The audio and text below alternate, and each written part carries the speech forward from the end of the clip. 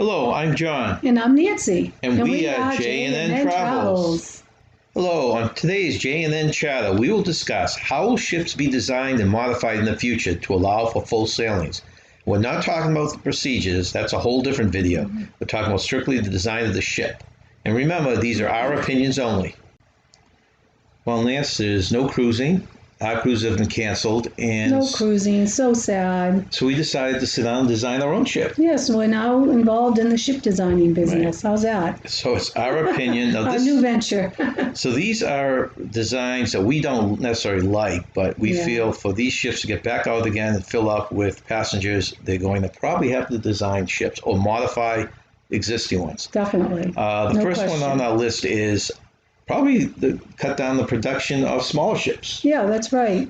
Even though smaller ships can get in certain ports, the bigger ones can't. The smaller ships are less space. And Oh, definitely we need more space, so that's an issue right now with what's going on in this world with this pandemic. So definitely more space is required. so bigger ships with mostly balconies. They seem to want to come up with the idea of getting rid of the inside cabins, which is the ones that we usually get. Yeah, we like that. But you can understand the reasoning behind it. So our first thing would be building a ship with mostly balconies, but you'd still have inside cabins. And what these inside cabins would be used for was quarantine. You've got to have an area for quarantine. Oh, yeah, that's a must. And you also could have use the inside cabins on shorter cruises. Oh, definitely, yeah. You want the fresh air coming in from the balcony, say for a 10-day cruise or even a 7-day cruise. But these 3, 4, 5-day cruises, you could easily get away with using some inside cabins. You can. And part of this would be the ship would have to be totally designed with all new air filter systems. Oh, that's a must as well, yes. So those go hand in hand. You couldn't have an inside cabin unless you had that done with. The other thing is corridors. This is one thing I don't know how they can get around. The more you think about it, is that the corridors will all have to go one way. Yeah. So because you can't pass people. Yeah, you have to keep traffic moving in one direction. You can't have like 2 lanes of traffic. Right. So if you come out of your room, if it's to the left or the right, you walk that one way and you come back to your cabin the opposite way. Right. So another thing they would have to do in our design is been in cabins inside ones that if you went to the left, you would hit a wall. The crew cabins are different things. Yeah. So the ship would have to be designed where all the corridors, there were no dead ends. Yeah. And so you could form a rotary or a circle to go in and out. So that would be a must. This is the biggest one. And this I have not heard addressed by anyone out there or any cruise line. But I still think the biggest obstacle on a cruise ship is going to be the elevators. Oh, yeah, for sure. I mean, you can't have a big elevator and have 3 people, one person get into it and have to wait every time you go into a floor. So There are a lot of people that need to use the elevators. There's a lot of people that go on cruises that don't have the ability to walk up the stairs. So. Well, we have the ability and we walk as much as we can. But when you're going from the 5th floor up to the 13th deck, yeah, it's a little tiring. Yeah, you can't really do that on a regular basis. So you do need that time. Yeah. Our idea on our new design would be to scrap these large elevators, and you'd have to have more elevator bays, and the elevators would have to be smaller. Yeah. So now if you had twice as many elevators, probably taking up the same amount of room, or more of them, then now you can move people in groups or families a lot more fluently. Yeah, with more elevators, you can definitely move more people a lot quicker. Another design we would have is the theaters. They'd have to be designed where there's a lot less seating, so there'd be a lot more space, social distancing. So you'd probably have to run more shows because you could use the same size theater or a small theater, but you'd have to find a way to spread out the seating, which would mean smaller crowds. Right. So our theaters would be less crowded. This is another big area, the atrium. You have to make the atrium less busy. The atrium is always busy, and that's going to be a huge change. Well, they have shows there. Yeah. They have the courtesy desk. They have usually a coffee place. Yeah. They have excursion desks, multiple things. And they run a lot of those smaller shows in there, which gets packed. Right. So And there's always a bar adjacent to the there's a bar too. I forgot about the bar. Which, people congregate and have their drinks and enjoy the music if there's a band playing.